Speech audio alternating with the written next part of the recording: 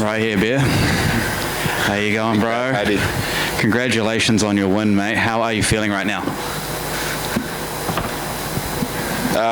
Yeah, I feel good. Feel real good.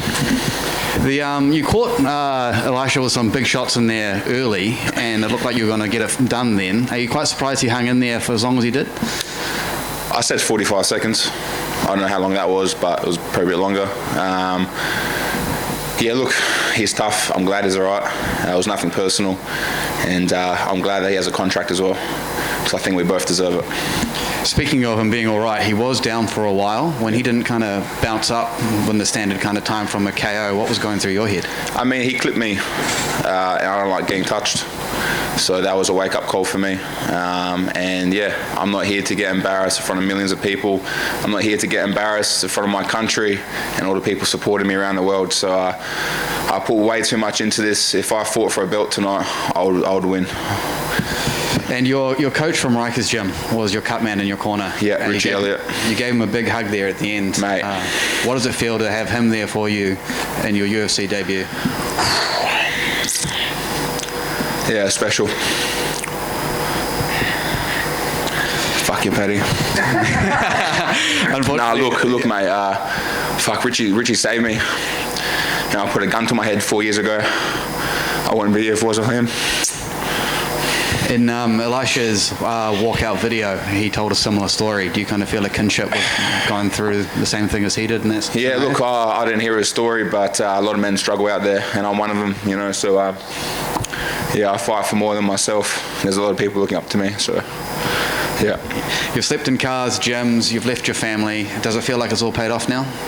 Fuck you, Paddy. This is just the beginning. Mate, I'll sleep in cars the rest of my life, I don't care. As long as I can train and I can fight around my loved ones, my gym, my coaches, I'll do this shit till the day I die. If you want to be a superstar, you got to do this superstar shit, and yeah. And you don't drink, so what does the celebration look like at the after party tonight? I said this on the other broadcast. I'm going to take a page out of Dan Hooker's book, and I'm going to get on the drinks tonight. Once in a lifetime opportunity. I'm going to soak it up with my team. Maybe one red wine, and I'll be loosey-goosey, so I don't know. And let's talk about your walkout song. You auctioned that off for the Walk Without Fear Trust. Yep. How much money did you get for that, and what was the name of the song? Yeah, so that was Fiji, and that was called Joanna. So a lot of the Islanders like that song. I love that song. I grew up playing rugby, listening to Fiji. So yeah, rest in peace to Fiji. We only raised $1,500, but I didn't want to choose a song. And it goes to the Walk Without Fear Trust, and that's going to help us cancel the coward punch in New Zealand. So yeah, this is for Fa'avake as well. And if you support me, you make sure you support the Walk Without Fear Trust, and you get behind it. Otherwise, don't fucking talk to me. Cheers, Brando. Congratulations. See you back home. And Brando, obviously been quite the journey. Also, 45 seconds to end up being a minute 55. Yeah. I'd imagine you're still happy with that performance, though. Nah, I'm not actually. I made a few mistakes and didn't stick to the game plan as much as I would have liked to. But yeah, look, it is what it is. I've been through a lot in the last 8 months with injuries and pullouts and with the whole Contender Series thing as well. So I've been in camp for 8 months. The body was feeling it tonight, and I'm glad I pushed through the adversity, and I showed my coaches that I belong here because they believe in me. So yeah. Are you excited now to be in the UFC where finding fights won't be difficult? Where, I mean, I think you've gone something like 7 or 8 years with 5 fights, like looking for fights, getting turned down, not being able to be active. You would have been in the UFC probably years ago if you got those fights regionally. Are you excited about what's to come? Yeah, mate. Look, I want to fight everybody and anybody. So I'm only 31, just turned. I've got a good 10 years in me. So whatever Dana White, Mick Maynard want, I'll do it for them because I'm a company man. These men have given me an opportunity of a lifetime. They've given me a career, and I'm super thankful to them.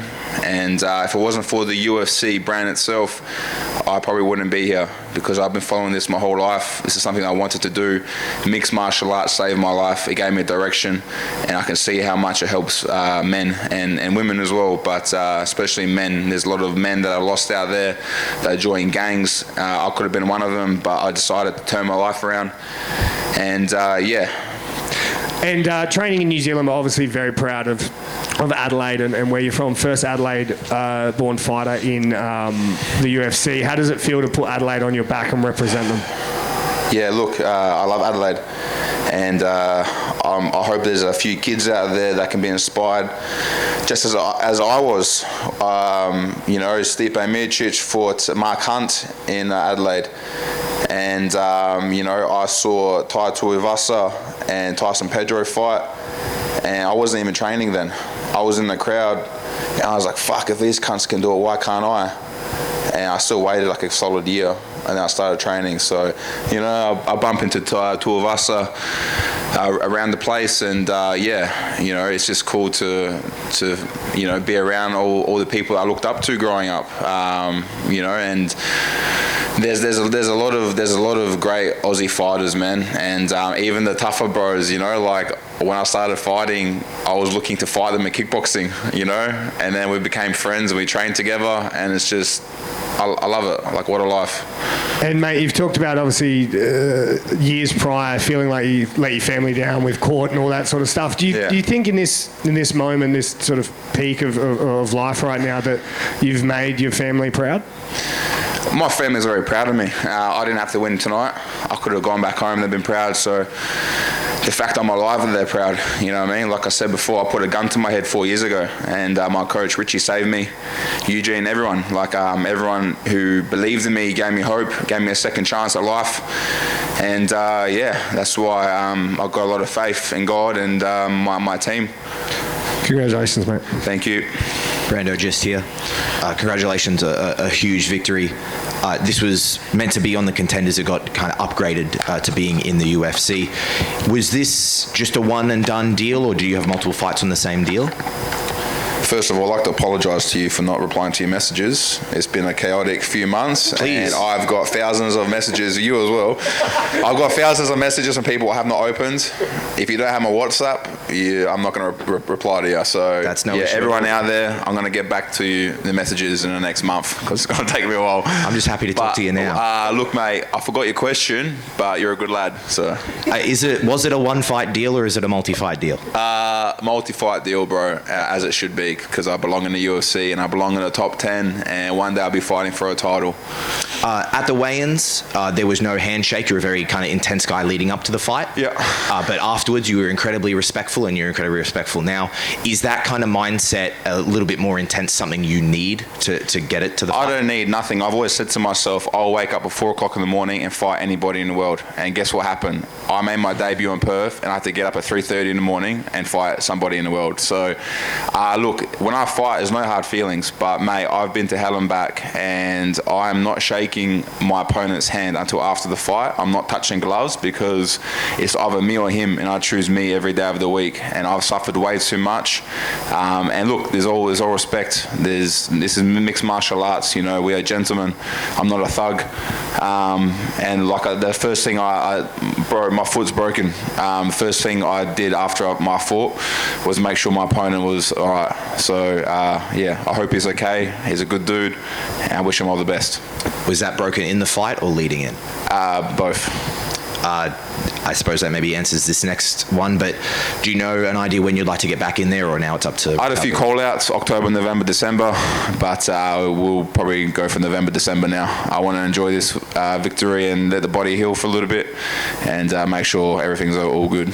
Talking about enjoying the victory, you're proudly repping Adelaide in South Australia, but you're fighting out of New Zealand. Yep. Did the family get to come to the fight from Adelaide, or are you going to get a chance to go back to Adelaide and see them? I don't know who's here and who's not. I know my mum's at home because she doesn't watch the fights. She gets too nervous, which is fine. But I've got a lot of people here, so I'm going to go look at my phone and see who's here, and just enjoy the after party with them. Have you got a chance to let your mum know that it all went well in your... No, I haven't, and I've got to call her soon, so I've got to go. But just one thing I want to say is, I was born in Australia, but I have Croatian heritage, and I really wanted to walk out both flags tonight, and they denied my Croatian flag, so that really pissed me off. And that flag I was supposed to walk out to was my cousin's flag who passed away. So I like to get that flag passed because it's important to me. And I was actually refusing to walk out tonight. So yeah, and that shows you how much, because this is my life. So this is the final one from me, and I'll let you go and contact the family. I wanted to bring up, you dedicated this fight to your cousin and a second person. Yep. I wanted to just give the opportunity. Is there anything else you wanted to say about them, another shout out or anything at all you could share with us? Yeah, just my cousin. But he passed away a few years ago now, but he was the one that pushed me to start training. And so he was a big part of my career. And every fight I walk out to his flag. And Robbo as well. Robbo, like a mate. He passed away in December when I was overseas training, and then I had a serious injury there as well. I missed his funeral. I had to get an operation, and went straight back into camp. Didn't get to go see all his family as well, so I haven't seen my family in a year, bro. I've been in camp the whole time. But yeah, just love them both, and yeah, that's it. Go enjoy the moment with your loved ones. Congratulations. Thank you.